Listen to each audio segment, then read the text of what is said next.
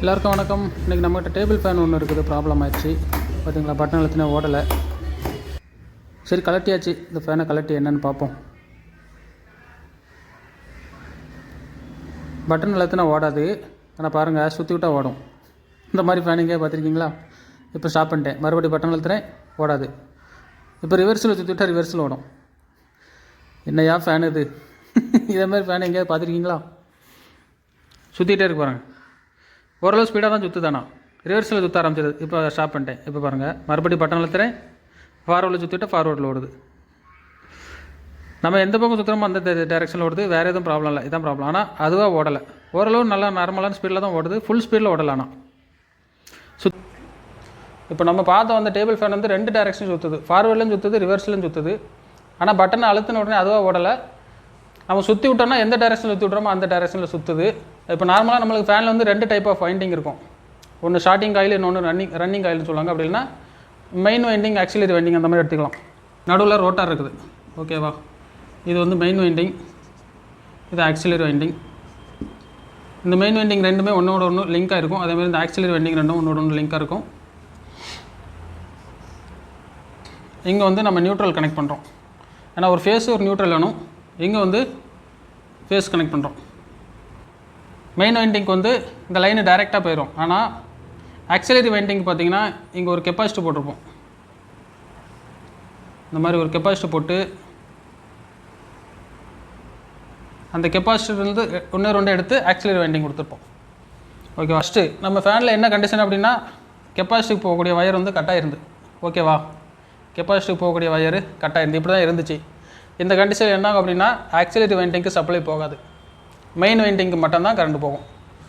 இப்போ என்ன ஆகும் அப்படின்னா, நம்ம நார்மலாக இப்போ வைண்டிங்னாலே அந்த வைண்டிங்க்கு வோல்டேஜ் கொடுக்கும்போது வந்து அதில் ஒரு மேக்னெட்டிக் ஃபீல்டு ஜென்ரேட் ஆகும். அந்த மேக்னெட்டிக் ஃபீல்டுனால தான் இந்த ரோட்டர் வந்து சுற்றும், ஓகேவா? இப்போ ஆக்சிலரி வைண்டிங்க்கு சப்ளை போகலை, மெயின் வைண்டிங்க்கு மட்டும்தான் சப்ளை போகுது. மெயின் வைண்டிங்க்கு சப்ளை போகும்போது இங்கே ஜென்ரேட் ஆகக்கூடிய மேக்னெட்டிக் ஃபீல்டு வந்து இங்கே நார்த்து போல்னு வச்சுக்கோமே, இங்கே வந்து நார்த்து போல், அதுக்கு நேராக ஆப்போசிட்டில் சவுத் போல் ஜென்ரேட் ஆகும், இந்த மாதிரி இருக்கும். இப்போ இந்த வைண்டிங்கில் மேக்னெட்டிக் ஃபீல்டு ஜென்ரேட் ஆகும்போது அதில் இருக்கக்கூடிய ஒரு இண்டக்ஷன் ஃபோர்ஸ்னால் இந்த ரோட்டார்லேயே ஒரு மேக்னெட்டிக் ஃபீல்டு ஜென்ரேட் ஆகும். இந்த ரோட்டாரில் ஜென்ரேட் ஆகக்கூடிய மேக்னெட்டிக் ஃபீல்டு எப்படி இருக்கும் அப்படின்னா, இங்கே நார்த்து போல் இருக்குது, இப்போ இதில் சவுத்து போல் இருக்குது. இப்படி இருந்துச்சுன்னா என்ன ஆகும் அப்படின்னா, நம்ம எல்லாருக்குமே தெரியும், ஒரு மேக்னெட் எடுத்துக்கிட்டோம் அப்படின்னு சொன்னால் இங்கே நார்த்து போல், இங்கே சவுத்து போல் இருக்குது அப்படின்னா, இது ரெண்டுமே ஒன்று அட்ராக்ட், நார்த்து போலும் சவுத்து போலும் எப்போவுமே ஒன்று அட்ராக்ட் பண்ணும். இதுதான் பிரின்சிபல். அதே இது சேம் போலாக இருந்துச்சு அப்படின்னு சொன்னால், இப்போ இதுவும் சவுத்து போல், இதுவும் சவுத்து போலாக இருக்குது அப்படின்னு சொன்னால் ரிப்பில் பண்ணும். இது எல்லாருக்குமே தெரிஞ்ச ஒரு விஷயம் தான். அதே தான் இங்கேயும். இப்போ இங்கே நார்த்து போல் இருக்குது, இங்கே சவுத்து போல் இருக்குது, ரெண்டும் ஒன்று அட்ராக்ட் பண்ணும். இங்கே சவுத்து, இங்கே நார்த்து அட்ராக்ட் பண்ணும், ஓகேவா? இப்படி தான் இருக்கும். இப்போ அடுத்து என்ன ஆகுதுன்னா, நம்மளுக்கு ஏசி கரண்ட் வந்து, அல்டர்னேட்டிங் கரண்ட் வந்து இந்த பொலாரிட்டியை மாற்றிக்கிட்டே இருக்கும், பாசிட்டிவ் நெகட்டிவ் வந்து. இப்போ இது மறுபடி மாறும்போது என்ன ஆகுது அப்படின்னா, இது வந்து சவுத்து போலாக மாறிடும், இது நார்த்து போலாக மாறிடும். இப்படி மாறிடும் ஒரு ஃப்ராக்ஷன் ஆஃப் செகண்டில். இது மாறிக்கிட்டே இருக்கும். அதனால தான் அல்டர்னேட்டிங் கரண்ட் வரும். இப்போ மாறும்போது என்ன ஆகும்னா, இந்த நார்த்து போல் வந்து இங்கே ஈர்க்கும். அதாவது இந்த நார்த்து போலும் இருக்கிறனால ஒன்று ரிப்பில் பண்ணும். சேம் தான் இங்கேயும், இங்கே ரெண்டுமே சவுத்து போல் இருக்கிறனால இதுவும் ஒன்று ரிப்பில் பண்ணும்.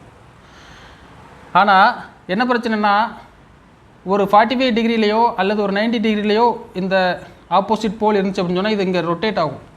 இது அப்படியே டைரெக்டாக 180 டிகிரி ரிவர்ஸில் இருக்கிறதுனால இது இந்த பக்கம் சுற்றி இங்கே வருமா, இல்லை இந்த பக்கம் சுற்றி இங்கே வருமா அப்படிங்கிற ஒரு கன்ஃபியூஷனாக இருக்குல்ல. அப்போ என்னாகும், அது சுற்ற ஆரம்பிக்காமல் அப்படியே நிற்கும். ஆனால் எந்த பக்கமே போக முடியாது. சப்போஸ் அது ஏதாவது ஒரு பக்கம் போச்சுன்னா கூட மறுபடி ஃப்ராக்ஷன் ஆஃப் செகண்டில் திரும்பவும் இது நார்த்து போல், இது சவுத்து போல் மாறிடும். ஒரு செகண்டுக்கு 50 டைம் இது மாறிக்கிட்டே இருக்கும். அதனால தான் நம்ம ஏசி வோல்டேஜோட ஃப்ரீக்வன்சி வந்து 50 ஹெர்ட்ஸ்னு சொல்லுவோம். இப்படி மாறிக்கிட்டே இருக்கும், டைரெக்டாக ஆப்போசிட்டாக மாறுதான். இதனால் அல்டர்னேட்டிங் மேக்னெட்டிக் ஃபீல்டு இதில் இருக்குது. நம்மளுக்கு ஒரு ரோட்டாரை சுற்ற வைக்கணும் அப்படின்னா ரொட்டேட்டிங் மேக்னெட்டிக் ஃபீல்டு வேணும். இங்கே அல்டர்னேட்டிங் மேக்னெட்டிக் ஃபீல்டு தான் மாறி வந்துட்டு இருக்குது, ஓகேவா? இப்படி டைரெக்டாக 180 டிகிரி ஆப்போசிட்டில் மாறி வரதுனால ரோட்டார் சுற்றாது. லைட்டாக ஒரு ஹம்மிங் சவுண்டு வரும், ஒரு சின்ன வைப்ரேஷன் இருக்கும், நம்ம கை வச்சு பார்த்தா தெரியும். இப்போ நம்ம சுற்றி விடும்போது எதனால் சுற்றுது அப்படின்னு சொன்னால், இப்போ இங்கே சவுத்து போல் இருக்குது, இங்கே நார்த்து போல் இருக்குது. ஓகேவா? நம்ம சுற்றி விடும்போது லைட்டாக நம்ம ஃபோர்ஸ் கொடுக்கும்போது இது ஆட்டோமேட்டிக்காக சவுத்து போல் இந்த நார்த்து போலை நோக்கி நகர ஆரம்பிக்கும். இந்த நார்த்து போல் இந்த சவுத்து போல் நோக்கி நகர ஆரம்பிக்கும். இப்படி நகர்ந்து அது இங்கே வந்து நின்றுக்கிறோம்ல, இங்கே நார்த்து சவுத்துன்னு அப்படியே அட்ராக்ட் ஆகி நின்றுக்கிறோம். ஆனால் நம்ம வேகமாக சுற்றி விட்றதுனால நம்ம சுற்றுற வேகத்தில் அது என்ன பண்ணுது, இந்த சவுத்து போல் மறுபடியும் இதை தாண்டி ஆப்போசிட்டில் எந்த பக்கம் வருது. புரியுதா? நம்ம வேகமாக சுற்றி விட்டால் தான், சும்மா லைட்டெல்லாம் சுற்றி விட்டால் ஃபேன் ஓடாது. வேணால் டெஸ்ட் பண்ணி பாருங்கள். கொஞ்சம் ஓரளவு ஃபோர்ஸை சுற்றி விட்டால் தான் ஓடும். அந்த மாதிரி கண்டிஷனில், அதாவது ஆக்சிலரி வைண்டிங்க்கு சப்ளை போகாமல் இருக்கக்கூடிய கண்டிஷனில். அதுவும் எல்லா ஃபேனுமே ஓடாது, எனக்கு தெரிஞ்ச ஒரு சில ஃபேன் தான் ஓடும்னு நினைக்கிறேன். நம்ம சுற்றி விடக்கூடிய வேகத்தில் அது அந்த ரொட்டேஷனை கண்டினியூ பண்ணும். அதே இது நீங்கள் ஆப்போசிட்டில் சுற்றி விட்டிங்கன்னா ஆப்போசிட்டில் அது கண்டினியூ பண்ணும். இதுதான் விஷயம், வேறு ஒன்றுமே இல்லை. இப்போ ஓகே, இப்போ இங்கே மெயின் வைண்டிங்க்கும் ஆக்சிலரி வைண்டிங்க்கும் நம்ம சப்ளை கொடுக்குறோம். இப்போ மட்டும் அது எப்படி ரொட்டேட் ஆகுது அப்படிங்கிறத பார்ப்போன்னு. சப்போஸ் நீங்கள் இந்த கெப்பாசிட்டி இல்லாமல் டைரெக்டாக இங்கே கொடுத்தீங்கன்னா வைங்களேன், கெப்பாசிட்டி இல்லாமல் டைரெக்டாக மெயின் வைண்டிங்கும் ஆக்சிலரி வைண்டிங்கும் சப்ளை கொடுத்தீங்க அப்படின்னா சேம் கான்செப்ட் தான் இங்கே நடக்க போகுது. ஏன்னா இங்கே சவுத் போல் வரும்போது இங்கே நார்த்து வரும், இங்கே சவுத்து வரும்போது இங்கே நார்த்து வரும். இந்த ரெண்டும் சவுத்து, இந்த ரெண்டும் நார்த்து. இங்கே இருந்த மாதிரி 180 டிகிரியில் இருந்த மாதிரி தான் இங்கே 180 டிகிரியில் இருக்க போது. இதில் எந்த வித்தியாசமும் நடக்காது. அதுக்காக தான் கெப்பாசிட்டி போடுறோம். கெப்பாசிட்டி என்ன பண்ணுது அப்படின்னு சொன்னால், இந்த ஃபேஸ் ஆங்கிளை வந்து கொஞ்சம் சேஞ்ச் பண்ணுது. அந்த வோல்டேஜோட ஃபேஸ் ஆங்கிள்னு சொல்லுவாங்கள்ல, அந்த ஃபேஸ் ஆங்கிளை கொஞ்சம் சேஞ்ச் பண்ணுது. எப்படின்னு சொன்னால், ஓகேவா, இது டைமு, இது வோல்டேஜ்னு வச்சுக்குவோம். இப்போ இது வந்து இன்னொரு, இது வந்து ஒரு, இப்போ நம்ம இது வந்து லைன் 1ன்னு எடுத்துக்குவோம். இப்போ நம்ம மெயின் வெண்டிங்க்கு போகிற லைனாக லைன் 1ன்னு எடுத்துக்குவோம். ஆக்சிலரி வெண்டிங்க்கு போகிறத லைன் 2ன்னு எடுத்துக்கலாம். இப்போ லைன் 2 எப்படி இருக்கும் அப்படின்னா இந்த மாதிரி இருக்கும்.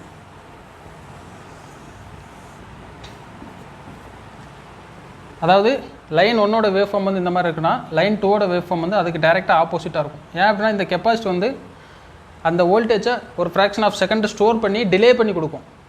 இப்படி டிலே பண்ணி கொடுக்கும்போது நம்மளுக்கு இந்த ஃபேஸோட ஆங்கிள் மாறுது. அதனால் மேக்னெட்டிக் ஃபீல்டோட ஆங்கிள் மாறி மாறி நம்மளுக்கு கிடைக்கிறனால ஒரு ரொட்டேட்டிங் மேக்னெட்டிக் ஃபீல்டு வந்து ஈஸியாக கிரியேட் ஆகிரும். எப்படின்னா ஃபஸ்ட்டு L1ல் பீக் வோல்டேஜில் இருக்குதா, L1 எங்கே வருது, நம்மளுக்கு மெயின் காயிலுக்கு வருது. மெயின் காயிலில் இந்த சவுத் போல் வந்து சவுத் போலோட மேக்னெட்டிக் ஃபோர்ஸ் வந்து கொஞ்சம் அதிகமாக இருக்குன்னு வச்சுக்குவோம். ஓகேவா? அடுத்த ஒரு ஃப்ராக்ஷன் ஆஃப் செகண்டில் என்ன ஆகுதுன்னா L2 வருது. அதாவது L1 வந்து அப்படியே 0க்கு வந்துடும், L2 வந்து அதிகமாகும். அப்போ என்ன ஆகுது, இந்த மேக்னெட்டிக் ஃபீல்டு இங்கேருந்து அப்படியே இங்கே மூவ் ஆகுது. அதேமாரி இங்கேருந்து இங்கே மூவ் ஆகுது. புரியுதுன்னு நினைக்கிறேன் உங்களுக்கு. ஓகேவா? மறுபடி L1 பீக்குக்கு வரும்போது இது டவுன் ஆகும், இங்கே வரும். அதேமாரி இப்படி கண்டினியூஸாக ரொட்டேட் ஆகிட்டே இருக்கும். அதாவது ஒரே ஃபேஸில் வந்து நம்மளுக்கு ரொட்டேட்டிங் மேக்னெட்டிக் ஃபீல்டு கிடைக்காது. ரெண்டு ஃபேஸோட அந்த ஃபேஸோட ஆங்கிளை நம்ம சேஞ்ச் பண்ணி ரெண்டு ஃபேஸை க்ரியேட் பண்ணுறோம். அதுக்கு தான் இந்த கெப்பாசிட்டி. இந்த கெப்பாசிட்டி வந்து சரியாக வேலை செய்யலை, அல்லது வந்து இதுக்கு போகக்கூடிய வயர் ஏதாவது கட் ஆகிருக்கு அப்படின்னா இந்த மாதிரி ப்ராப்ளம் வரும். இந்த கெப்பாசிட்டியோட வேல்யூ குறைஞ்சிச்சு அப்படின்னு சொன்னால் அந்த ஃபேன் சுற்றக்கூடிய வேகம் வந்து குறைஞ்சிக்கிட்டே இருக்கும். அந்த டைமில் என்ன பண்ணுவோம்னா கெப்பாசிட்டி நம்ம மாற்றி பார்க்கணும். இல்லை ஃபேன் ஓடலை, கை வச்சு சுற்றி விட்டால் தான் ஓடுது அப்படின்னா அந்த மாதிரி டைமில் நீங்கள் கெப்பாசிட்டியை மாற்றி பார்க்கலாம். இந்த ஃபேன் ஓடும்போது பார்த்தீங்கன்னா பின்னாடி இந்த இடத்துல இருந்து தான் ஒரு ஸ்பார்க் வந்துச்சு நைட்டு. அது லைட்டு இதில் பின்னாடி ஸ்பார்க் வருதுன்னா கண்டிப்பாக காயில் தான் எரிஞ்சிருக்கும்னு நினச்சேன். ஆனால் நல்ல வேலைக்கு காயில் எரியலை. சரி, முதல்ல இதை கழட்டிடும். இது மேலே இந்த ஆசிலேஷனுக்குள்ளே பட்டனு இதை நம்ம இழுக்கும்போது தான் அங்கங்கே சுற்றும். கழட்டியாச்சு. அடுத்தது நம்ம இந்த ரெக்கையை கழட்டிடலாம். அப்படி பிடிச்சி இழுத்தாலே வந்துடும். பார்த்தீங்களா எவ்வளோ டஸ்ட் இருக்குன்னு சொல்லி. இதை ஃபுல்லாக க்ளீன் பண்ணணும். இப்போ க்ளீன் பண்ணி தான் இந்த நட்டு அதை கழட்டிங்கன்னா ஈஸியாக வந்துடும். கழட்டிட்டு அப்படியே இது கலட்டுறதுக்கு ரொம்ப ஈஸி. இப்போ உள்ள ஃபேன்லாம் ஏன்னா க்ளீன் பண்ணுறதுக்கு நல்லா கலட்டி நல்லா க்ளீன் பண்ணிக்கலாம். பின்னாடி ஒரே ஒரு ஸ்க்ரூ கொடுத்துருக்காங்க. இந்த ஸ்க்ரூவை கழட்டிட்டு இதை எடுத்தால் இதுவும் வந்துடும். இப்போ உள்ள பார்த்தீங்கன்னா இந்த பார்த்தீங்களா கெப்பாசிட்டியில் வயர் வந்து எரிஞ்சிருக்குது. வெறும் அந்த சிலிவில் தான் ரப்பரில் மட்டும்தான் தொங்கிட்டு இருக்குது. இதில் தான் வந்து ஸ்பார்க் வந்துச்சு. எனக்கு நைட்டு நல்லா ஓடிட்டு இருக்கும்போது திடீர்னு ஸ்பார்க் வந்துச்சு, அப்படியே நின்றுச்சு ஃபேனு. பார்த்தீங்களா வயர் ஃபுல்லாக கட்டாகி தான் இருக்குது. இதை நம்ம ஜாயின் பண்ணி விட்டாலே எனக்கு தெரிஞ்சு ஃபேனு ஒர்க் ஆக ஆரம்பிச்சிடும். இல்லை காயில் எல்லாமே நல்லாயிருக்கு. காயில் எதுவுமே ப்ராப்ளம் இல்லை. நான் காயில் தான் எரிஞ்சிருக்குமோன்னு நினச்சி பயந்துட்டேன். நல்ல வேலைக்கு காயில் எதுவும் ஆகலை. ஆனால் ஏகப்பட்ட டஸ்ட்டு. ப்ரெஷ் வச்சு க்ளீன் பண்ணிக்கிறேன். முதல்ல க்ளீன் பண்ணியாச்சு. இப்போ நல்லா நீட்டாக க்ளீன் பண்ணியாச்சு. ஓரளவு நல்லா தாங்க இருக்குது ஃபேன். எந்த ப்ராப்ளமும் இல்லை. காயில் எல்லாமே அருமையாக இருக்குது. இப்போ இதில் வந்து சால்ட்ரிங் பண்ணணும். ஏன்னா அதில் ஆல்ரெடி சால்ட்ரிங் தான் பண்ணியிருக்குது. நம்ம இதில் ஸ்க்ரூ போட்டு மாட்டுற டைப்லாம் கிடையாது. சால்ட்ரிங் ஹீட் ஆயிடுச்சு. அப்படியே சால்டிங் பண்ணிட்டு ஓகே அவ்வளோதான். நீட்டாக சால்டிங் பண்ணியாச்சு, வேலை முடிஞ்சுது. இந்த கெப்பாசிட்டியில் பார்த்தீங்களா 3 மைக்ரோ ஃபேரட்னு போட்டு பாருங்கள். இதில் டேப் போட்டுறேன் இப்போ, ஆனால் டேப்பு டைரெக்டாக ஒட்ட முடியல. அதனால் இந்த மாதிரி ஒரு சின்ன பீஸு வயரை ஒட்டி வயரை கட் பண்ணி எடுத்து அதில் நான் டேப்பை சுற்றிக்கிட்டேன். அந்த மாதிரி பண்ணும்போது கொஞ்சம் ஈஸியாக இருந்தது எனக்கு. நம்ம தேவையான அளவு டேப்பை இதில் சுற்றிட்டு, இது எல்லாருக்குமே தெரிஞ்ச மெத்தட் தான், இருந்தாலும் சொல்கிறேன். இந்த மாதிரி கொஞ்சம் இடைஞ்சலான இடத்துல நம்மள டேப்பு சுத்தம் இல்லைன்னா இந்த மாதிரி ஒரு இதில் சின்னதாக நம்ம சுற்றி எடுத்துக்கிட்டு அதுக்கப்புறம் இந்த மாதிரி ஒட்டினோன்னா அது ஈஸியாக இருக்கும். ஏன்னா சுற்றி டேப் ஓட்டுறதுக்கு கொஞ்சம் ஈஸியாக இருக்கும் நம்மளுக்கு. அதனால்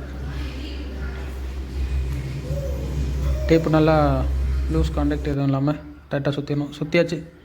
இதில் பார்த்தீங்களா 3 மைக்ரோ ஃபேரட்டு 450 வோல்ட்டு அந்த மைக்ரோ ஃபேரட்டுன்னு போட்டிருக்கலாம். அதை வச்சு தான் நம்ம கெப்பாசிட்டர் வாங்கணும். சப்போஸ் நம்ம கெப்பாசிட்டர் ப்ராப்ளம் ஆயிடுச்சு இல்லை அப்படின்னா நம்ம அந்த வேல்யூவை பார்த்து தான் நம்ம கெப்பாசிட்டர் வாங்கணும். ஏன்னா ஒரு ஃபேனுக்கும் ஒரு வேல்யூ வரும்.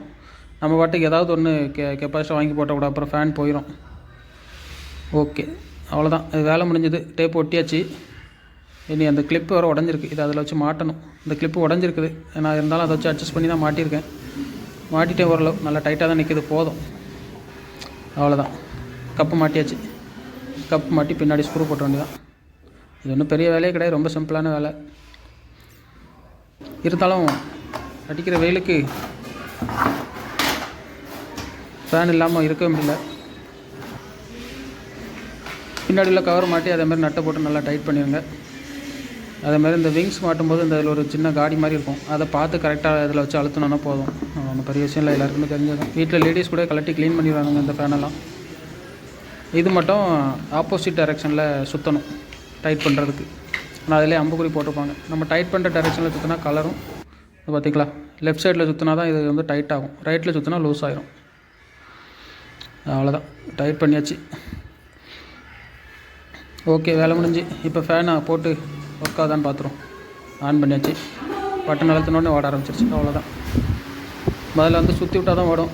இப்போ பட்டன் அழுத்தினா அது ஓட ஆரம்பிச்சு. நல்லா ஸ்பீடாக ஓடுதுங்க. ஃபஸ்ட்டு எப்படி ஓடிச்சோ அதேமாதிரி நல்ல ஸ்பீடாக ஓடுது. அதுவும் இப்போ ஃபேன்லாம் நல்லா க்ளீன் பண்ணிட்டேன்னா நல்லா காற்று வருது, அருமையாக இருக்குது ஃபேன். சூப்பர், அவ்வளோதான், சக்ஸஸ். ஆஃப் பண்ணிட்டு மறுபடியும் ஒரு டைம் ஆன் பண்ணி காட்டுறேன் உங்களுக்காண்டி. ஸ்டாப் அவ்வளோதான். ஓகே, இப்போ மறுபடியும் பட்டன் அழுத்தினா அதுவும் ஓட ஆரம்பிச்சிடணும். பட்டன் அழுத்தியாச்சு. அவ்வளோதான், நல்லா ஃபேன் ஸ்பீடாக ஓடும். நல்லா சவுண்டை கேட்டாலே உங்களுக்கே தெரியும். அருமையான ஃபேன். வாங்கி ரொம்ப வருஷம் ஆகிட்டு, ஆனால் இன்னமும் அந்த ஸ்பீடு குறையவே இல்லை, அதே மாதிரி ஓடிட்டுருக்கு. சரி, இப்போ ஆஃப் பண்ணிட்டு இது என்ன மாடல்னு உங்களுக்கு காட்டுறேன் பாருங்களேன். ஃபேனோட பேர் வந்து பின்னாடி அடியில் தான் பாட்டமில் கொடுத்துருக்காங்க பாருங்கள். ஹேவல்ஸோட ஃபேனு. மாடல் பாருங்கள், ஸ்விங் எல்எஸ் ஹச்எஸ்னால் ஹை ஸ்பீடுங்கிறத மென்ஷன் பண்ணுறாங்கன்னு நினைக்கிறேன். ஆனால் உண்மையிலே இந்த ஃபேனு நல்லா ஹை ஸ்பீடாக தாங்க இருக்குது. பார்த்தீங்களா, காற்று நல்லா வருது, அருமையாக இருக்குது ஃபேனு. எப்படி காற்று வருது பார்த்தீங்களா. அவ்வளோதான், வேலை முடிஞ்சு. வீடியோ லைக் பண்ணுங்கள், அடுத்த வீடியோவில் பார்ப்போம். பாய்.